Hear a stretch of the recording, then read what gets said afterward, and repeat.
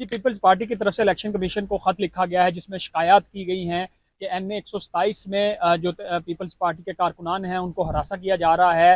ताज हैदर जो सेनेटर भी हैं पीपल्स पार्टी के, उनकी तरफ से कहा गया है कि जितने भी जो तहरीक इंसाफ के लोग पीपल्स पार्टी में शामिल हुए हैं या नून लीग के लोग पीपल्स पार्टी में शामिल हो रहे हैं, उनको हरासा किया जा रहा है, उनको उठाया जा रहा है। एक उम्मीदवार जो तहरीक इंसाफ छोड़ के पीपल्स पार्टी में शामिल हुआ, उनके वर्कर्स को उठा लिया गया। और ये भी ताज हैदर की तरफ से कहा गया कि इस वक्त पुलिस जो है NA 127 में गुंडागर्दी कर रही है। इससे पहले आपने देखा कि तहरीक इंसाफ ये ब्लेम करती दिखाई दे रही थी कि उनकी रैलियों पर पुलिस का क्रैकडाउन होता है, उनके कारकुनान को उठाया जा रहा है, उनको जो है कैंपेन नहीं करने दी जा रही। दूसरी तरफ आप पीपल्स पार्टी का एक शिकवा भी सामने आया है, लेकिन ये सिर्फ एक हल्के तक महदूद है। दूसरी तरफ आप देखें तो जो इलेक्शन कमीशन है वो आम इंतखाबात की तैयारियों के हवाले से मुकम्मल जो आखिरी मराहल में है। आज भी हतमी जायजा लिया जाएगा, एक इजलास इलेक्शन कमीशन की तरफ से किया जा रहा है। और चूंकि ये हफ्ता है जो वर्किंग डे होगा, वर्किंग वीक होगा पूरा इलेक्शन कमीशन की तरफ से, अगले हफ्ते में मुल्क में आम इंतखाबात होने जा रहे हैं, जिस हवाले से इलेक्शन कमीशन की तरफ से कहा गया है कि तमाम तैयारियां मुकम्मल हैं। 12 करोड़ से जायद मुल्क में वोटर्स हैं। पोलिंग स्टेशन जो है उनकी तफसीलात भी इलेक्शन कमीशन की तरफ से दे दी गई हैं।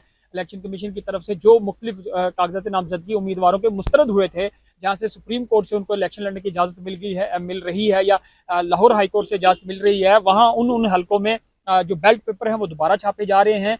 इलेक्शन कमीशन की तरफ से यही कहा गया है कि जो भी अदालतों के मामलात होंगे उनके ऊपर अमल दरामद किया जाएगा, लेकिन दूसरी तरफ तमाम जो जमातों के शिकवे शिकायतें हैं उनको भी देखा जा रहा है। और इलेक्शन कमीशन भरपूर तरह तैयार है कि 8 फरवरी को मुल्क में साफ और शफाफ इंतखाबात हों। दूसरी तरफ चूंकि सियासी जमातें इस इलेक्शन पर अदम एतमाद का इजहार कर रही हैं, तहरीक इंसाफ का सबसे ज्यादा शिकवा है कि उनके ऊपर उनको लेवल प्लेइंग फील्ड नहीं मिल रहा, उनको इलेक्शन कैंपेन नहीं करने दी जा रही। ये मामला एक अलग तरफ है, लेकिन इलेक्शन कमीशन यही कहता दिखाई देता है कि वो भरपूर तैयार है मुल्क में आम इंतखाबात के लिए।